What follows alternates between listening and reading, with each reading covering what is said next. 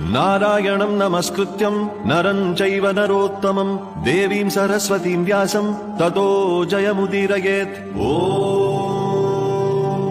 अथ सकल सौभाग्यदायक श्री विष्णु सहस्रनाम स्तोत्रम्। शुक्लांबरधरं विष्णुं शशिवर्णं चतुर्भुजं प्रसन्नवदनं ध्यायेत् सर्वविघ्नोपशान्तये। यस्य द्विरदवक्त्राद्यः पारिषद्यः परशतं विघ्नं निघ्नन्ति सततं विश्वक्सेनं तमाश्रये। व्यासं वसिष्ठनप्तारं शक्तेः पौत्रमकल्मषं पराशरात्मजं वन्दे शुकतातं तपोनिधिं।